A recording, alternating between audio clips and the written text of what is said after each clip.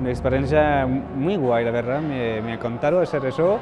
Es muy complicado para empezar, para sacar el miedo, porque tenemos que actuar delante la gente del transporte público. Y eso es más difícil, pero a partir del momento que con una directora contés que te da la confianza de hacer las cosas salen totalmente normal. Así que es una muy buena experiencia, sí.